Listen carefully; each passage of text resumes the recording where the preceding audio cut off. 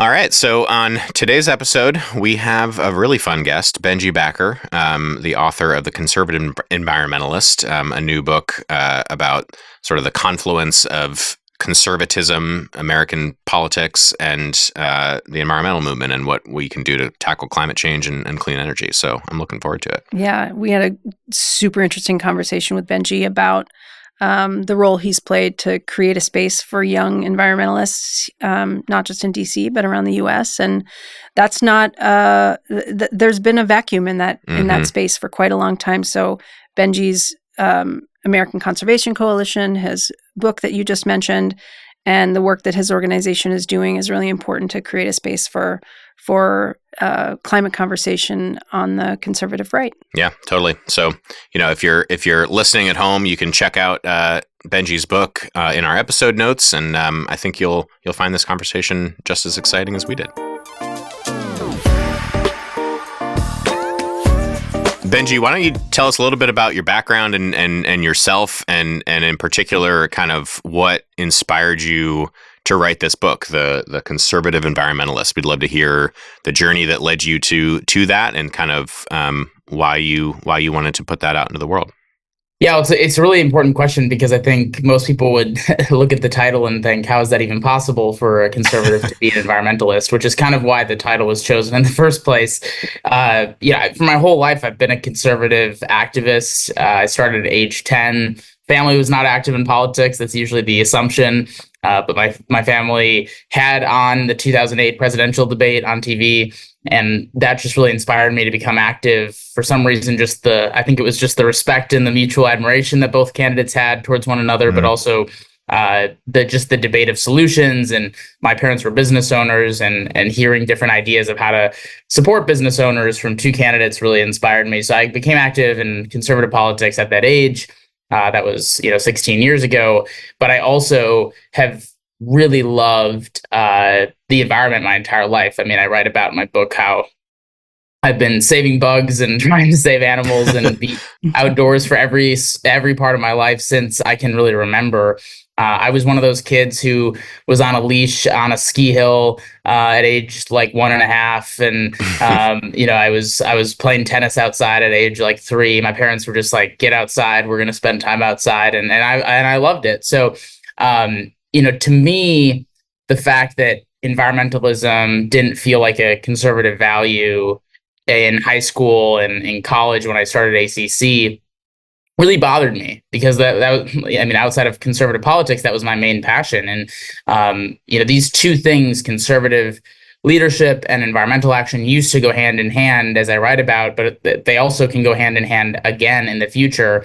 And, I think honestly what it comes down to is that when I spend time outdoors, I'm not thinking about Donald Trump or, Kamala Harris. I'm thinking about being outdoors. I'm not thinking about what party affiliation another hiker, skier, or fisherman is. I'm thinking about how to, connect with nature and, wave at these people and smile at these people. And I don't really care what political affiliation they are. And that's how I view nature. We all share it. We all love it. We all want to spend time in it. And to only have one side at the table, as it's been for the last couple of decades, isn't a good thing for our environment. It's not a good thing for our country. It's not a good thing for our politics. And I'm trying to change that. And the title of the book really speaks to that. And then kind of why I decided to write it in the first place was actually when I was on a hike in the Arctic Circle a couple summers ago. It was actually the warmest summer on record up there. It was 92 degrees for like 4 days straight. And the Arctic Circle in the summer, the sun doesn't go down. So 92 degrees for 4 days straight, 24 hours a day. Not very good for the Arctic Circle, of course. It was pretty alarming to be up there at the time.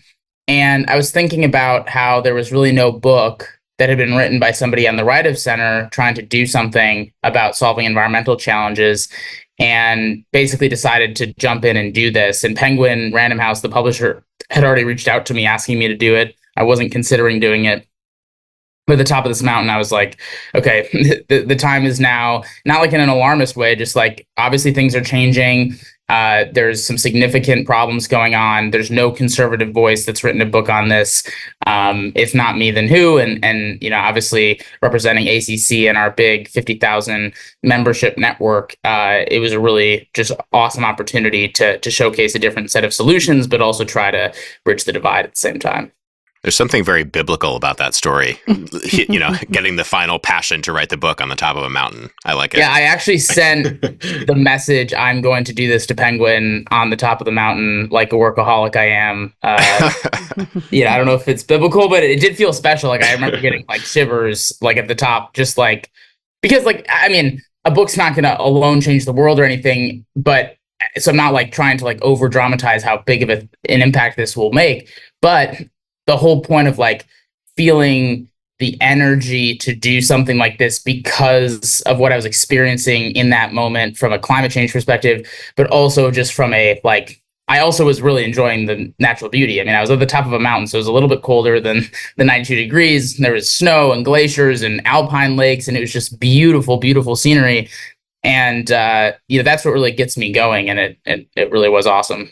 Yeah, it's powerful. Benji, so I love that story too, and I feel like the task that you took on to write this book and the work that ACC does is so important, representing conservative youth and environmentalism. But it's not. I would imagine it's not entirely popular amongst some of your partners. So, like, I wonder if you could, before we get into some of the policies and the tactics and things like that, which I want our audience to hear from you. What has that been like?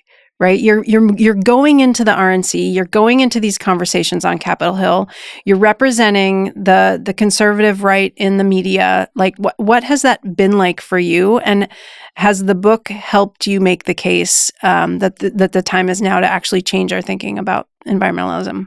Yeah, I mean, that's a really important question too, because most people, when I tell them that I'm people often ask, what I do for work or whatever, and I say like, oh, focus on getting conservatives back to the table on climate or the environment.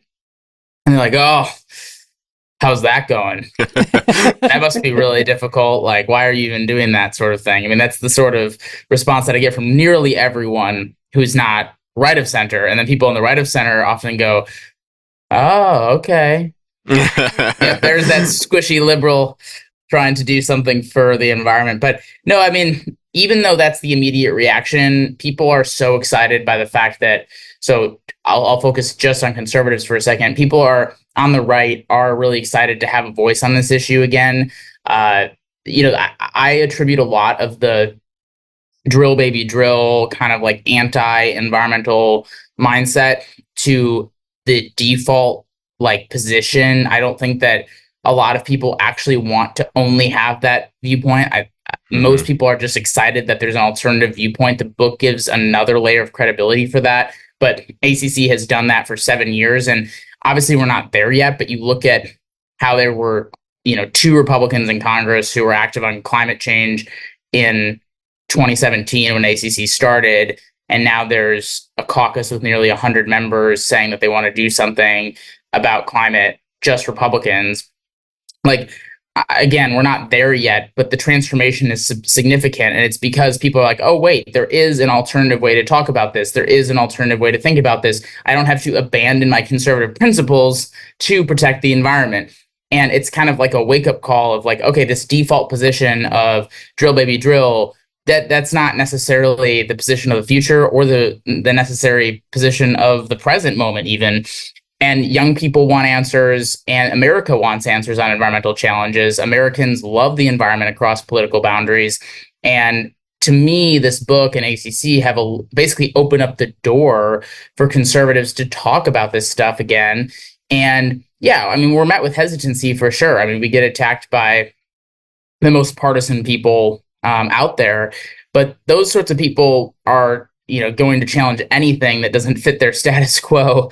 And I'm not really worried about those people, if I'm being honest. They're the people who actually are open-minded and thoughtful and free-thinking are excited about what ACC and this book are able to accomplish. So Yeah, there's pushback, but I would say the majority of people are like, thank God there's a conservative voice on this issue. Even on the left, they say that, because if you're on the left, you want to solve this challenge ideally, and you want Republicans to be at the table because you can't do it without them.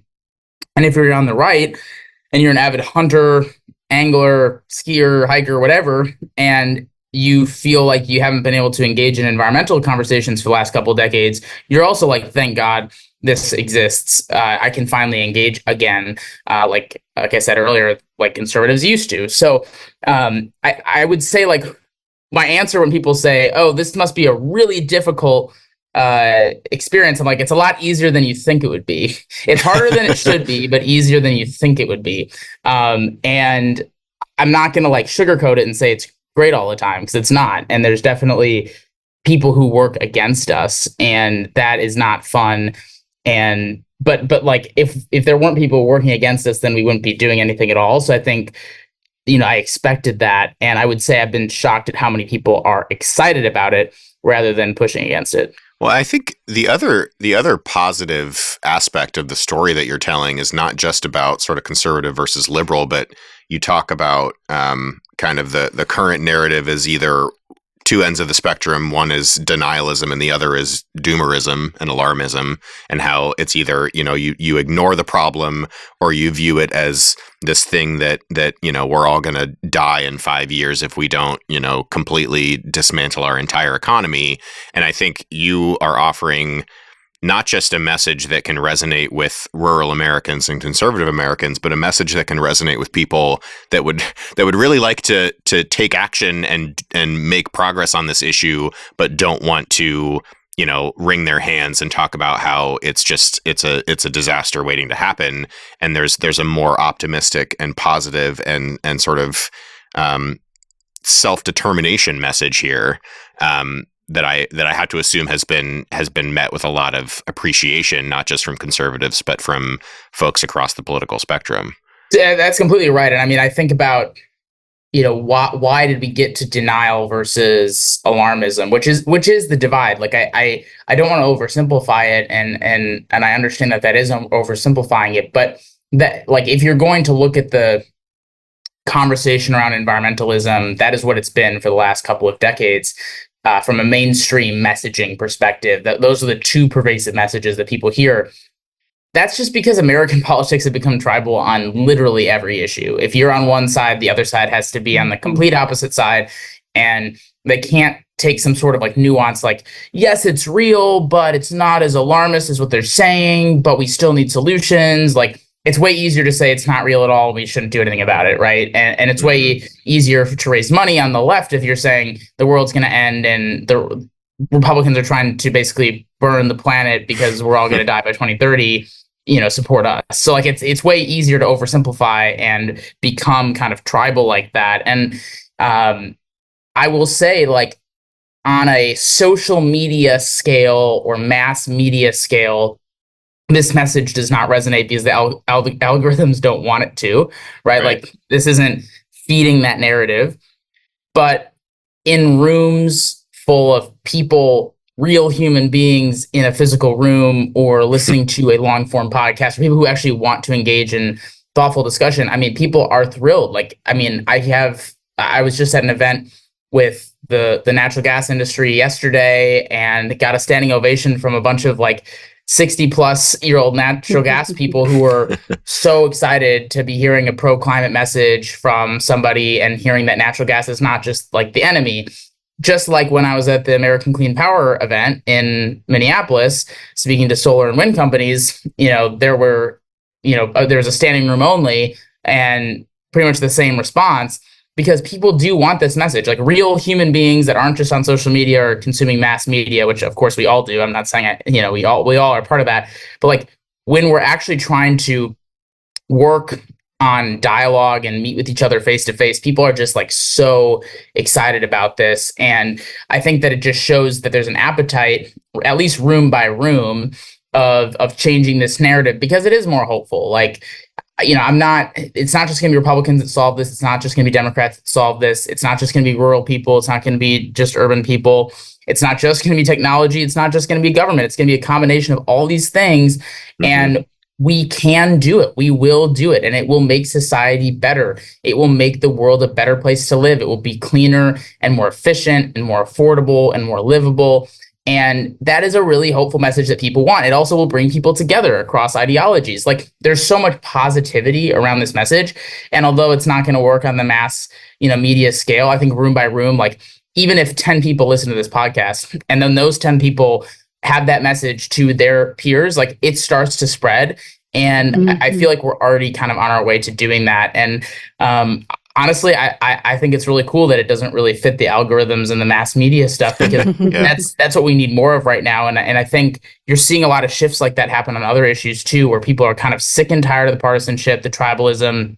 They know it's not helping us solve challenges like environmental challenges, and a more hopeful approach is working with people who are trying to pursue that. Mm-hmm. Yeah, absolutely. You just mentioned a minute ago that there's sort of a role for all sorts of different stakeholders in tackling this problem. In reading your book, I was struck by, honestly, you could sort of take environmentalism and energy and that subject matter out of it, and it's still a really interesting conversation about the role of government, the role of regulation, the role of federal versus state action, and the role of like local communities in solving these kinds of big challenges.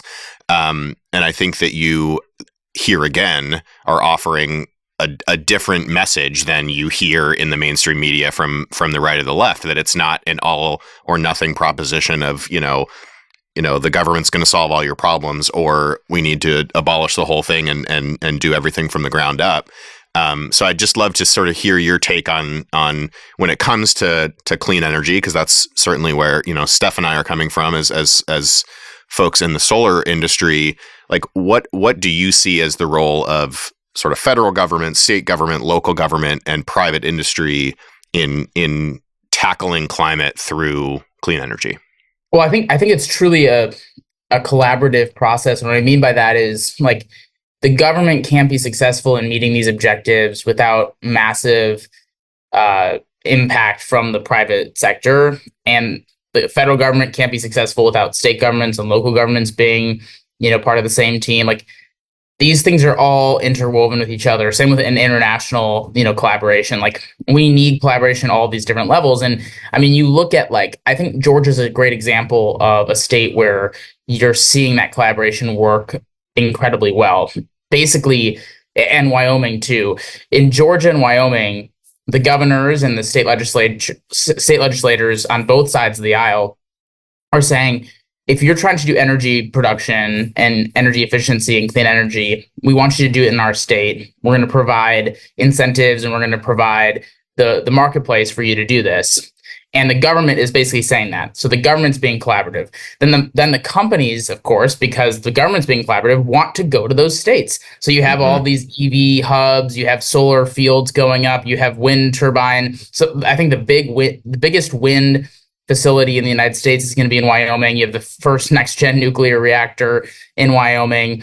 You have like a massive amount of renewables pouring into Georgia and Wyoming.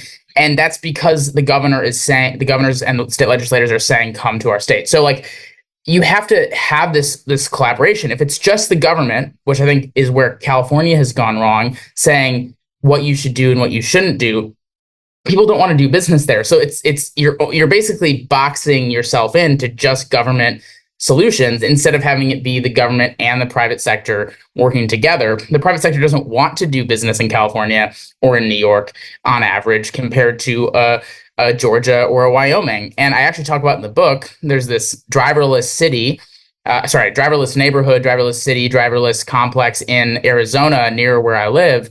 It's the first driverless community in the United States. And I asked them why they did it in Arizona, because Arizona's it's in the Phoenix metro area. And if you've never been there, it's a very, urban sprawl, definitely not a condensed city like you could have it somewhere else, like maybe LA, which is obviously sprawling, but you could easily do it near downtown or San Francisco or something like that. And they were like, well, California's laws were too stringent and it would take too long. It would be way too difficult to do this there. And in fact, if we do another driverless city, which we want to do it, it's going to be definitely not in California or New York. And I think it just paints the picture that you have to have the collaboration between the government and the private sector to get things done. Over-indexing on either one is not a good idea. And it's a mixture of like conscious capitalism and using capitalism for good, all these great companies that are doing amazing things for good, and allowing the businesses to succeed with the regulation, the regulatory structure, the incentives to actually allow that to happen. But if the government is dictating everything, then we usually get pretty bad results. And we've seen that in California and New York, in my opinion.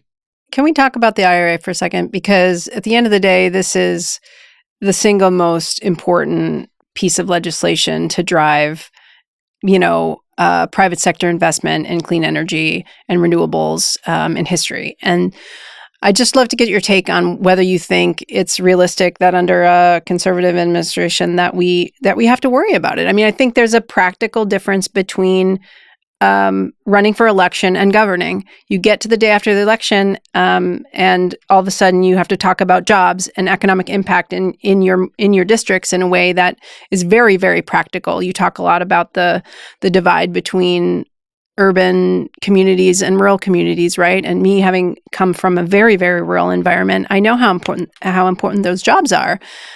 So taking away those manufacturing jobs in rural communities all over the country doesn't make a whole lot of practical sense when it all comes down to it. So I'd love to get your take on how realistic you think that is, and which pieces of the IRA you think we have to worry about, if any. Yeah, I mean, I do think it's a real concern just from a political, if a Republican administration comes in, the only reason they would undo things from the IRA is to score political points. It's not because they actually have some issue with the policy itself. It's because they want to undo something that the left did so that they can champion that on the campaign trail. That's obviously what's wrong with American politics right now. And that's why I'm incredibly frustrated with the tribalism, because there's a lot of really good things in the Inflation Reduction Act. I talk about that in my book. I talk about how it's done the wrong way, and I talk about how it shouldn't be a model for future legislation, and that there's some negative parts of it. But overall, I talk about how there's some really positive parts of it that really boost rural communities. It creates jobs in places that need it. Of course, economic development into communities that haven't had that, support for a long time. And yet, to think that a Republican administration who they tend to represent these areas would undo it just to score political points just proves how screwed up American politics is. I think it's a real concern, but I think the faster that we can deploy dollars in these states and communities, the faster that the Republicans see that, actually, this is benefiting us, which they're already able to see. I mean, like I said, the two states that I used as examples of clean energy development were Wyoming and Georgia. There's two Republican governors. They're, especially Wyoming, they're very Trump loving. Marjorie Taylor Greene happens to come from Georgia. There's a reason why she's defended clean energy even on Twitter from time to time, as kind of crazy as she is. So I'm hopeful, I'm an optimist. I would like to believe that the proof of clean energy boosting communities will be enough to prevent the IRA from being undone. It would be a really bad political decision to remove the community support that the IRA has provided for conservative communities.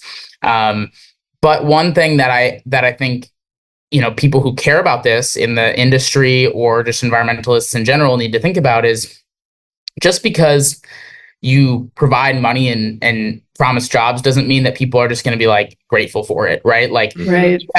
It has to benefit them first. They're not going to support just because they promised us $60 billion and they promised us all of these jobs, therefore it must work. They need to be a part of that. They need to see the economic growth. They need to have the job. They need to, that disconnect there is real. And I was actually, I was speaking at this natural gas conference yesterday where I was talking to one of the utility leaders in Georgia. So they obviously have natural gas, but they also have a lot of wind and solar, and they represent the area where this new EV hub is going to be in Georgia. And they basically have 8,000 new jobs for this rural community, for this EV facility. But they don't have 8,000 people to do the jobs because the rural community isn't that developed. And so like 8,000 jobs for rural communities in general sounds really nice, and scattered across the state, that would be really helpful. But this is in one little area, right? Right. Georgia's a big state. And so 8,000 jobs, they're not even able to fill all of those roles, and there's a real workforce component. So I think my whole point here is that, yes, the IRA probably will, the bulk of it won't be undone because it's benefited conservative communities so much.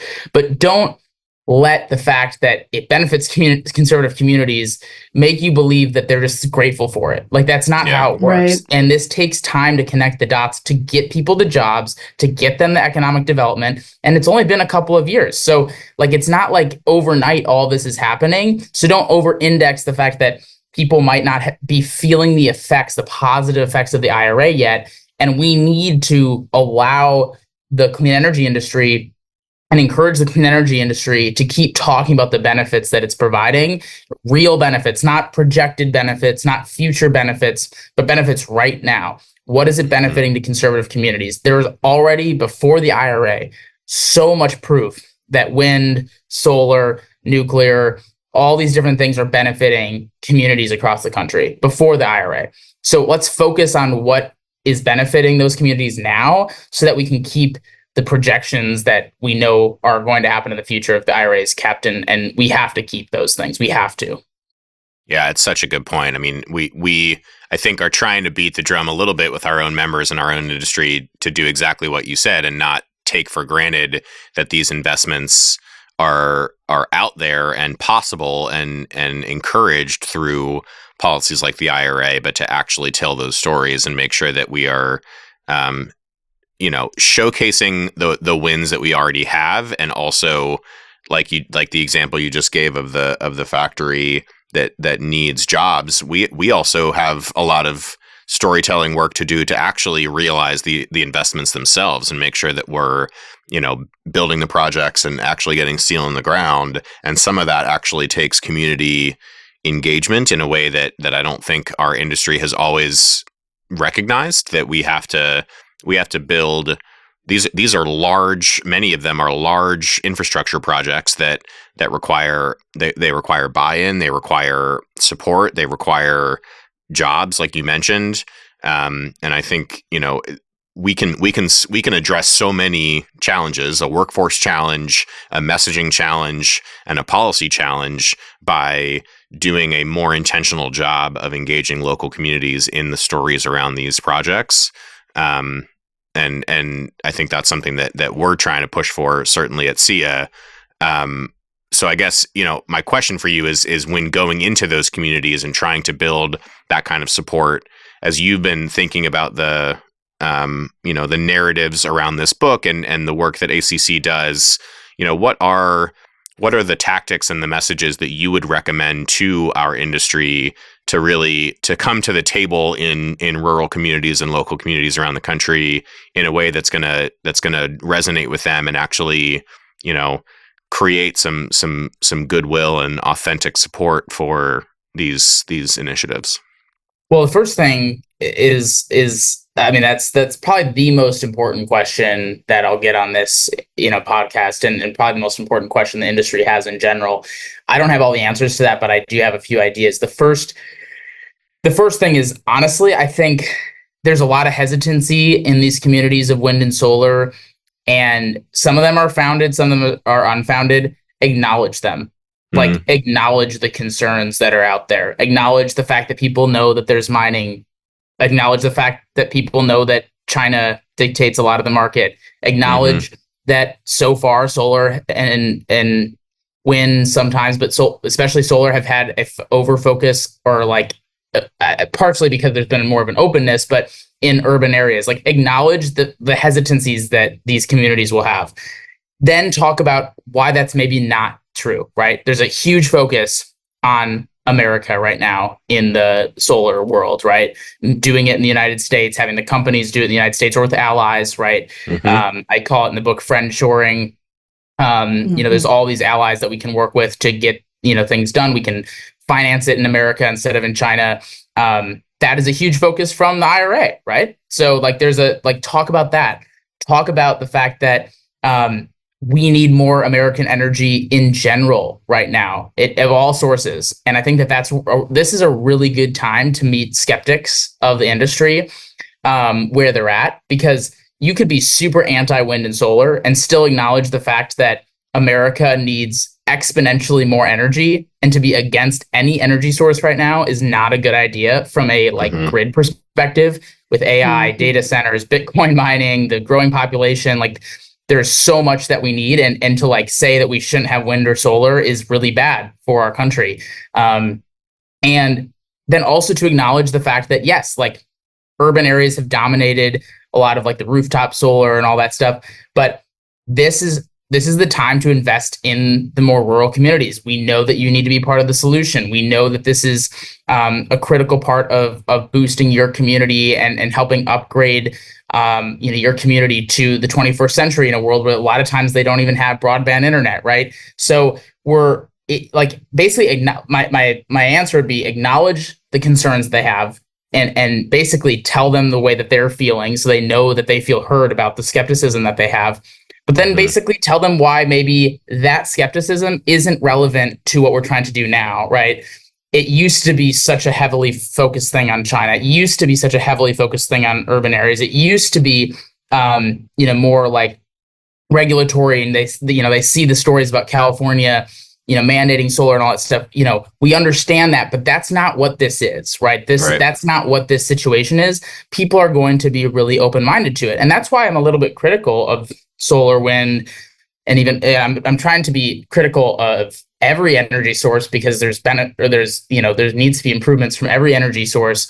But that's why I'm a little bit critical of it in the book, because I want people who are on the right to understand, like, there are problems. We should acknowledge them.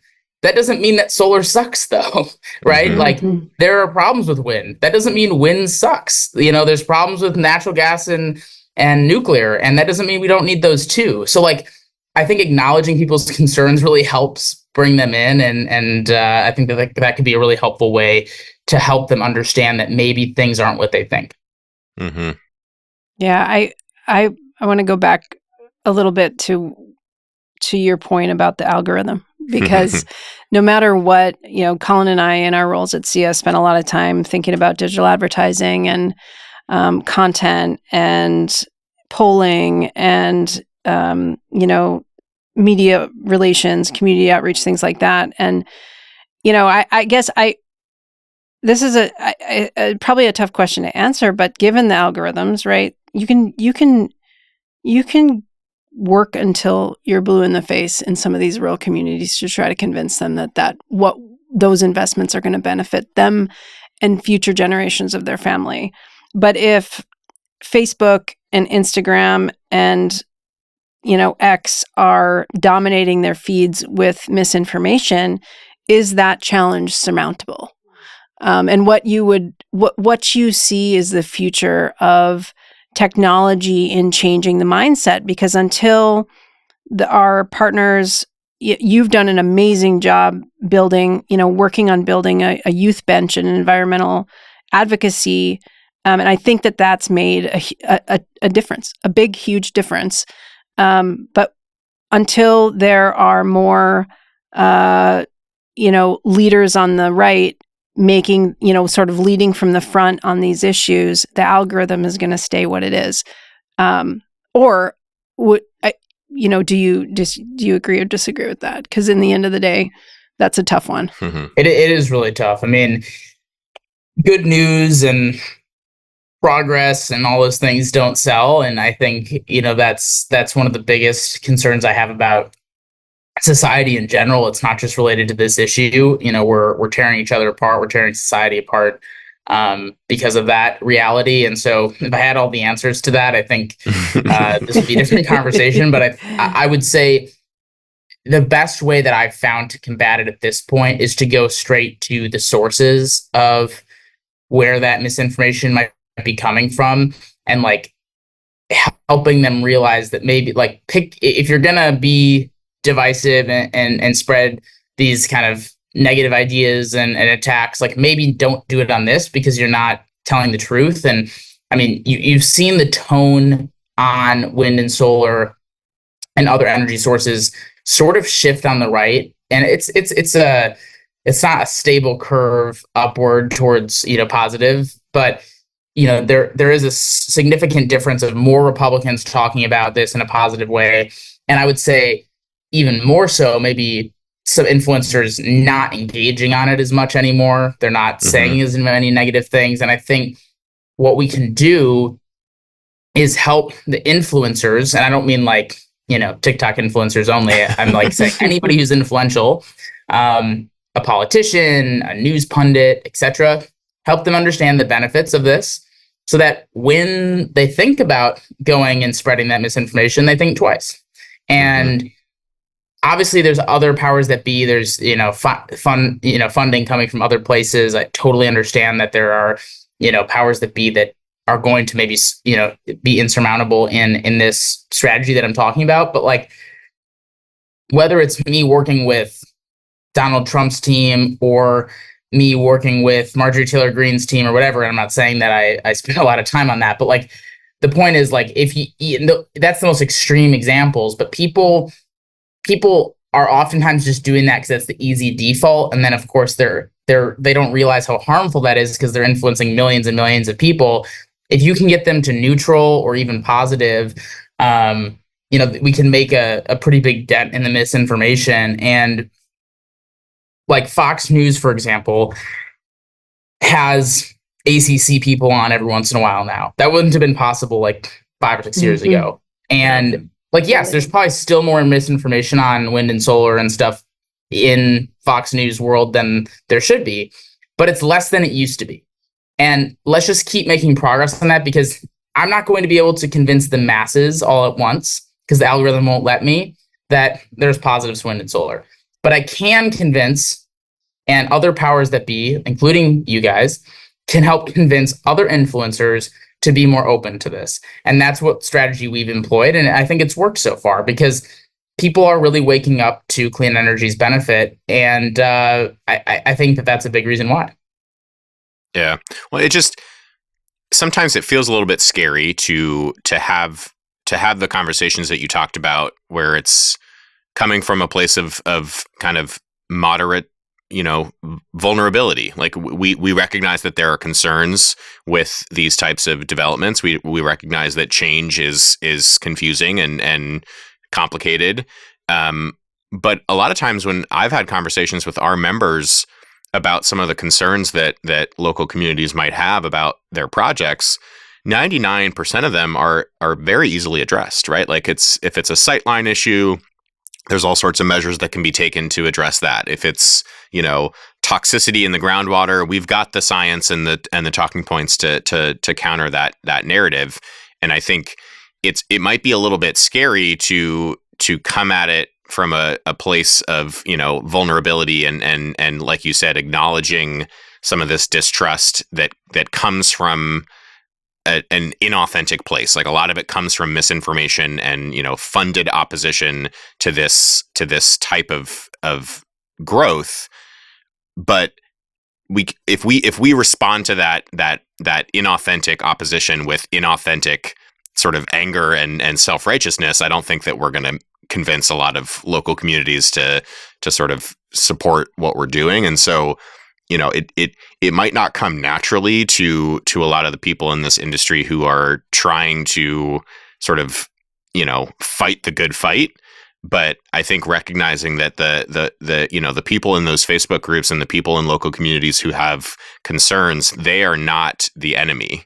And we can maybe focus on the enemy in a different lens and in a different arena, but we have to view these communities as partners and people to actually engage in this work.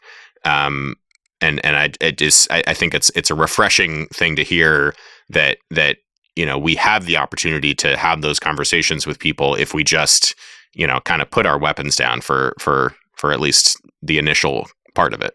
I think where there's a big misunderstanding is most people who are skeptical or hesitant or even adversarial against the industry are people who don't know any better. Like, it's not like they're like plants that have all the information and they're just paid off by some, right, alternative source. It's they don't know any better. They've heard misinformation. They're not like against having their mind changed if you actually have the chance to sit down with them. They have concerns that, like, in their worldview are valid. Mm-hmm. Let's say you live in coal country, Utah, which I've been, visited and I talked about in the book. Like, let's say you live there, and then all you hear is that the solar and wind industries are coming to kill coal. They're coming to kill your community. They're going to take over all the land.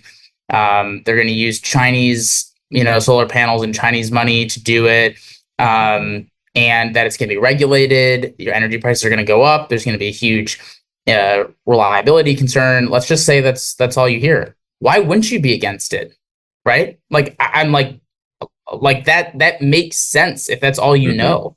So don't like assume malice of these people who have genuine concerns. Whether or not they're founded is a whole different story. But that's like going to your significant other when they have a real concern and basically dismissing it because you think that they're wrong. It's like, okay, well, they obviously feel that way for a reason, and you should probably acknowledge that and then move towards why maybe that's not true. But like, also, I find it really refreshing when I tell people who are hesitant to the industry to say, wind and solar aren't trying to be 100%. Like, maybe politicians are saying we need to be 100% wind and solar, but the companies want to work with the nuclear industry. They want to work with the natural gas industry.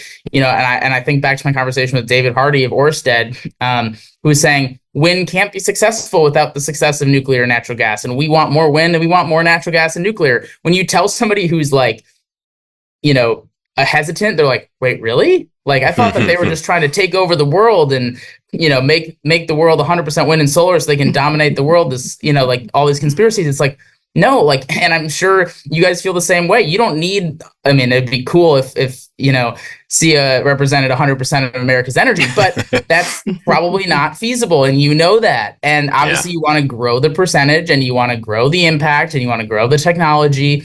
But people think that people genuinely think that you have some strategy to shut down every other energy source and replace it with solar panels. That's literally what people think. So like, acknowledge that that's not true.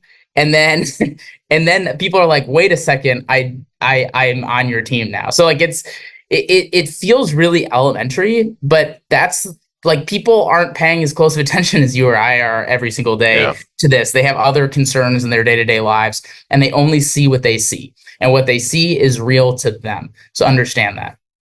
Yeah. I agree. And at the end of the day, it seems so simple to say that the strategy should start with listening. Yeah. I mean, welcome to kindergarten. And it's so true in my mid 40s. I mean, at the end of the day, it's we really don't grow up as adults. We're just basically bigger versions of our childhood selves. Yeah. It's the basics, right? It's decency and honesty and transparency. But yeah, I mean, Steph and I might try and take over the world, but I don't know if it's going to be through 100% solar anytime soon. So I left my Marvin the Martian costume at home today. Yeah, exactly. 100% solar. You want to kill all wind turbines, all nuclear plants. Yeah, right. Yeah, you have a diabolical plan.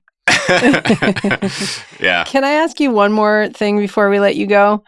Sure. You can ask me whatever you want before you let me go. And this might be the toughest question to answer, but like, what do you think is the single most important thing that we can do as a society to address climate change? I mean, I think it was Sunday or Monday of this week was the hottest day of record on Earth ever recorded in history. Like, I know it's tough to pinpoint one thing, but what can we do as a society to, politics aside, try to address this crisis that humans have brought to our planet? So I'm going to give the politician answer of two answers instead of one, even though you said one. That's fair. The first is that we have to make it nonpartisan again. Like, we can't, like, the fact that we had to lead with the question, what would happen to the IRA? I think that was the second question. What would happen with the IRA if a Republican won? Like, That's so problematic. It's problematic that the IRA was so partisan in the first place, and it's problematic that it could get undone.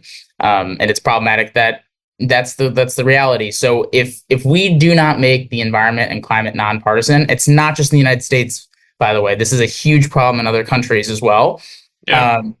There's no chance. Like, there's actually zero chance of solving this. We'll get part way to our goals. We'll probably get 30 to 40% of our goals, but we're never going to get close to 100% of our goals if it's not bipartisan. And we can't wait until Gen Z and millennials are like in power. Like, we can't wait 10 or 20 years until people start to run for office. So it has to happen sooner rather than later, which is why I'm going to be launching a campaign called Nature is Nonpartisan soon to kind of focus on building that identity publicly, because people need to see that it's possible, and it was before, and it can be again. So that's step one. Totally. Step two is that's more like me saying Republicans get the frick on board. This is this is my second answer, telling Democrats to get the frick on board too. Do not let perfect be the enemy of the good. Like, we need some natural gas. We need nuclear. We need wind. We need solar. We need, we're not going to mandate EVs overnight. Like, stop trying to solve everything so quickly without compromising anything. Like, this is not a 5-year problem. This is like a 5-decade problem.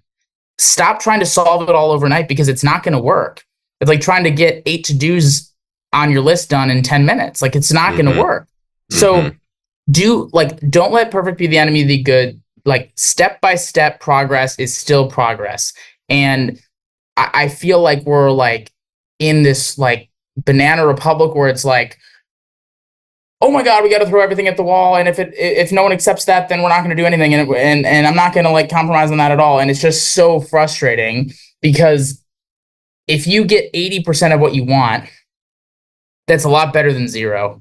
And I feel like we're in this 100% or nothing mentality, especially with youth climate activists. And that's not going to help us get there. So making this bipartisan and not letting perfect be the enemy of the good. I love it. Those are 2 solid messages. Yeah, we should just be in charge. Yeah, generally. I think the 3 of us have it all figured out. Well, the thing is that I don't have a diabolical plan for just solar. I have a diabolical plan for all of the different energy sources. So we have to figure out how to reckon with that. Yeah, but, I'm so excited about the work that you guys are doing to bring solar back home to America, and I think what you're doing is really undervalued in the political world, because just like we can't do it without conservatives, we can't do it without the solar industry being successful in America. And it's just such a great message. And I know you guys are fighting the good fight. Your companies are fighting the good fight. And it's just a great opportunity to work together. So I'm really excited. Well, we really appreciate everything that you're doing as well. And would definitely encourage all of our listeners to go check out the Conservative Environmentalist.